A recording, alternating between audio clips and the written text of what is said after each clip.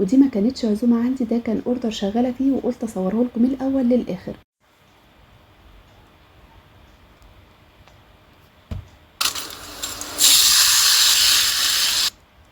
عندك عزومة ومش عارفة تبدأي منين وتخلصيها ازاي؟ تعالى اقولك في ساعتين بس وبخطوات بسيطة وشوية ترتيب الافكار هتعملي احلى عزومة بكل الاصناف اللي قدامك دي. بامية، محاشي بكل انواعها، فراخ محشية، رقاق وجلاش، وكل ده باقل وقت واقل مجهود هتقدري تخلصيه على طول. ودي ما كانتش عزومة عندي، ده كان اوردر شغالة فيه وقلت اصوره لكم من الاول للاخر. وتعالى اقولك ازاي بدأت وازاي خلصت في الوقت دوت. وما تنسيش اللايك والمتابعة لو عجبك الفيديو. ونسمي الله ونبدأ. وأول حاجة، أي حاجة عايزة تتبل تبليها الأول وحطيها في التلاجة، طبعا بعد الغسيل والتنظيف كويس جدا. أنا عندي هنا فرخة محشية هتبلها بصلاية مفرومة وطماطمية وبهارات فراخ وملح وفلفل أسود وشوية كزبرة ومعلقة زيت وعصرة ليمونة. هقلب كل الحاجات دي كويس جدا بإيديا، وبعد كده هبدأ أتبل بيها الفرخة وأركنها في التلاجة. بعد كده هنعمل كل كمية البصل اللي احنا نحتاجه في الأكل. أنا هنا احتاجت حوالي 3 كيلو بصل. هنجيب حلة وننزل فيها بربع كوباية زيت، وكل كمية البصل هنحمرها بالشكل ده. اول البصل ما يدبل معايا هاخد منه كبشتين كبار كده، هقولكوا هنعمل بيهم ايه دلوقتي. ونكمل تحمير البصل بالشكل ده.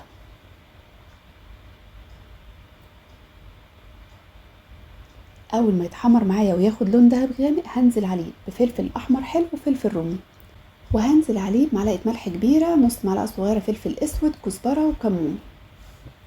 تقلبتين كده وننزل بصلصة طماطم. دي صلصة طماطم كنت مخزناها عندي، طبعا وفرت عليا وقت لانها كانت جاهزة عندي في الفريزر. كمان مش هتاخد وقت في التسبيكة لانها كده كده صلصة بيور تقيلة جدا، فمش محتاجة تاخد وقت كتير في التسبيكة. في الوقت ده هرفع الحلة دي وادخلها على البوتاجاز الكبير وابدأ اعمل البامية.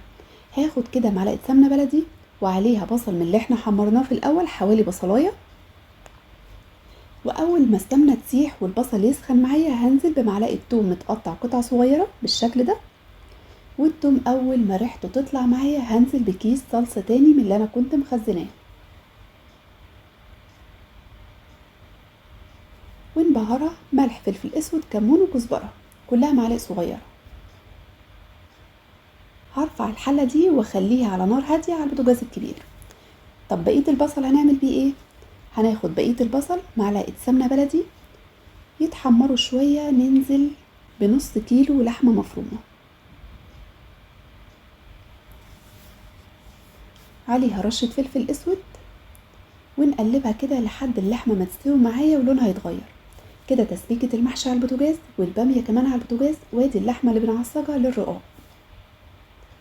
اول بقى اللحمة ما لونها يتغير بالشكل ده هنزل بصلاية متقطعة قطع صغيرة ومعلقة صغيرة ملح وربع معلقة صغيرة سبع بهارات او بهارات لحمة. نقلبها ونزودها كمان شوية فلفل اسود صغيرين، وتقلبتين كده البصل يدبل معانا ونرفعها من على النار.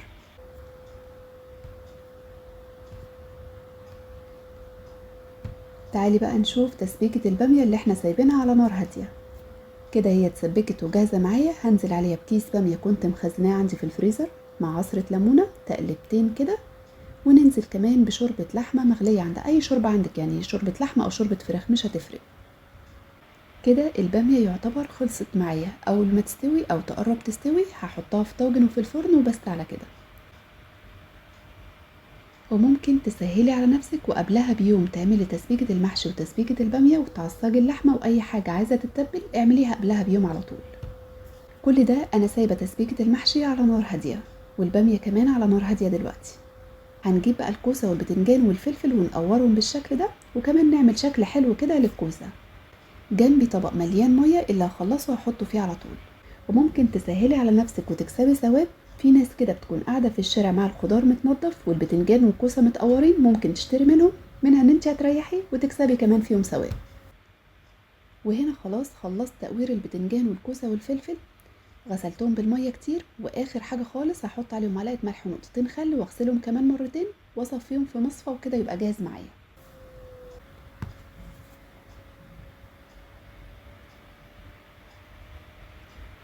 بعد كده هنسلق ورق العنب ميه مغليه، معلقه ملح صغيره، عصره ليمونه، معلقه زيت. هنزل بورق العنب بالشكل ده، دقيقتين 3 كده لونه بيتغير بطلعه على طول. ورق العنب ده كنت مخزناه في الفريزر وبخزنه اخضر كده زي ما هو من غير سليق. والباميه كانت استوت، جبت طاجن وحطيت فيه الباميه وغلفته بورق زبده وعليه ورق فويل ودخلته فرن سخن لمده ربع ساعه او نص ساعه بكتير بيبقى جاهز معايا. تعالوا بقى اقولكوا على التركه اللي بتنقل المحشي لحته تانية خالص.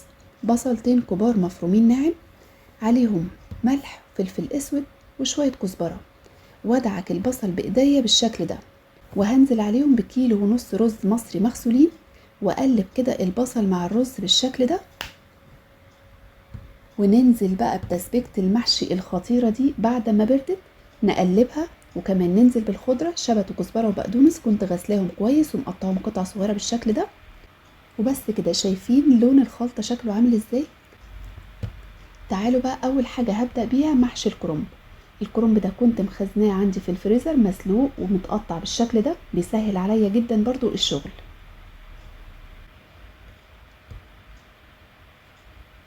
نجيب بقى ورقة الكرنب ونحط فيها شوية رز ونلفها بالشكل ده. وفي الحلة على طول، الحلة كنت حاطة فيها جزر، ممكن تحط طماطم، بصل، بطاطس، اي حاجة بنحطها تحت الكرنب، او تحطوا ورقة كده من ورق الكرنب وخلاص على كده، او العروق اللي هي بتكون في الكرنب. وكده خلصت حلة الكرنب. قرنين فلفل رومي بقى بيودوا الريحة في حتة تانية خالص على وش الحلة بالشكل ده. نجيب بقى شوية دبس رمان ونزود كمان شوية خضرة على بقية الخلطة ونبدأ نحشي ورق العنب. انا هنا بحب احشي ورق العنب على ايديا بالشكل ده، مش بحب استخدم اي حاجة تانية خالص، يعني ولا بقى ترابيزة ولا اكياس ولا مكن ولا اي حاجة خالص. انا بحب احشيه بايديا بالشكل ده. ونبدأ نرص برضو في الحلة، لكن هنا حطيت العروق بتاعة ورق العنب بتدي مزازة حلوة قوي. ممكن برضو تحطوا جزر، طماطم، اي حاجة من تحت كده في الحلة. وبكده كمان خلصنا ورق العنب. هنعمل بقى الكوسة والفلفل والبتنجان، دول بقى هسويهم في صينية في الفرن. احنا ممكن نسوي اي نوع محشي في الفرن، سواء كرنب او ورق عنب، كنت عامله لهم فيديوهات لوحدهم، هتلاقوني مسويها في طاجن وباللحمه وفي الفرن بيطلع جميل جدا. النهارده بقى هنعمل المحشي المشكل ده كمان في الفرن. كده خلصت حشو رصيت الصينيه. نيجي بقى لاهم خطوه وهي التسويه. هنجيب شوربه لحمه تكون سخنه او شوربه فراخ، هننزل فيها بمعلقه سمنه بلدي ومعلقه من صلصه المحشي او التسبيكه بتاعه المحشي. هنضيف الشوربه على حله الكرنب، بس اخر صف خالص في الكرنب الشوربه ما تكونش واصلاني. وهنا ورق العنب نفس الحكايه، لكن هنزود له معلقه دبس رمان على الوش كده بيبقى حلو جدا.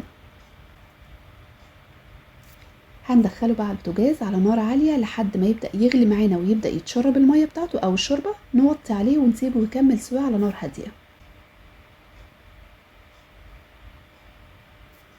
المحشي بقى اللي هنسويه في الفرن هنسقيه بنفس الطريقه، يعني الشوربه تكون مغطيه كده حوالي نص الكوسه مع البتنجان بالشكل ده، ونغطيه بورق زبده وورق فويل وندخله على الفرن عالي اول ربع ساعه، وبعد كده نهدي النار ونسيبه يكمل سوا على نار هاديه.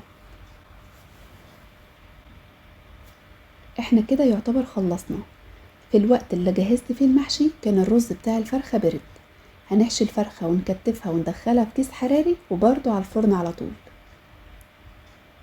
بالشكل ده. طريقه الفراخ المحشيه لسه منزلاها قريب على الصفحه عندي، فعشان كده ما حبيتش ان انا انزل طريقه تاني بالتفصيل عشان ما اطولش عليكم الفيديو. هنعمل بقى فتحتين بالشكل ده في الكيس الحراري وشويه ميه سخنين في الصينيه وندخلها على الفرن على طول. الفرخه دي صغيره هتاخد لها حوالي ساعه في الفرن. باقي الرز بتاع حشو الفرخه هزود له شويه شوربه او شويه ميه، الشوربه او الميه ما تغطيش الرز للاخر، وههدي على النار واسيبه يكمل سوا على نار هاديه. وهنا خلاص المحشي بيغلي معايا، هبدا اهدي على النار واسيبه يكمل سوا على نار هاديه. كده كل الاكل بيستوي معايا على نار هاديه. تعالوا بقى نجهز صينيه الرقاق. عندي هنا خليط مجهزاه سمن على زيت. هبدا بقى ادهن الصينيه كويس جدا، نقدر نستخدم اي صينيه سواء مربعه او مدوره، اي صينيه بتنفع معانا. هدهن الصينيه كويس بالشكل ده. وهنا انا النهارده شغاله بالرقاق الطري، هخلي طرف الرقاق بره وطرفها جوه، يعني نص الرقاقيه بره ونصها جوه، عشان اقفل عليها كويس جدا واللحمه ما تخرجش بره بالشكل ده. وطبعا بين كل طبقه والتانيه بحط فرشه سمنه على زيت الخليط اللي انا عاملاه. نحط بقى اللحمه في النص ونقفل عليها بالورق بالشكل ده، ونقفل كمان الجناب، وكده اللحمه عمرها ما تخرج بره. وعلى الوش برضو شويه سمنه على زيت بالشكل ده بالفرشه. كده هي اتغلفت معانا كويس جدا. هنيجي نقلبها في الاخر هتنزل بكل سهوله من غير ولا قطعه لازقه فيها. هنسقيها بقى حوالي كوبايه شوربه سخنه وندخلها على الفرن على طول لحد ما نجهز صينيه الجلاش. نفس فكرة الرقاق، بندهن الصاج كويس جدا او الصينية كويس جدا من نفس الخليط بتاع الزبدة والزيت او سمنة وزيت، ونخلي نص ورقة الجلاشة بره ونصها جوه. نحط الحشو في النص. انا هنا عاملة نصها جبنة ونصها جبنة عليها فلفل وزيتون. وهبدأ اقفل كل الطروف ديت، مع طبعا ان احنا كل شوية هندهن بين الطبقات فرشة كده سمنة وزيت مع بعض، ونقفل عليها بالشكل ده. ودي برضو بتنزل من قلب الصينية بحالها من غير ما اي حاجة تكون لازقة فيها خالص. دي برضو عامله لها فيديو لوحده هتلاقوه عندي على الصفحة. نقطع بقى الصينية ونسقيها نص كوباية شوربة مع نص كوباية لبن، نقلبهم على بعض مع رشة فلفل اسود ومعلقة سمنة بلدي كده او زبدة، وندخلها الفرن برضو على طول. تعالوا بقى هنا نشوف اخبار المحشي ايه. شايفين شكله عامل ازاي؟ انا كمان بعد ما شلت الورق دخلته الفرن تاني عشان ياخد وش كده حلو من فوق طالع يجنن. بألف هنا وشفا لاصحاب الاوردر. تعالوا بقى نشوف طاجن البامية الخطير ده. انا كده يعتبر خلصت وكل حاجة بتخرج معايا من الفرن في وقت واحد.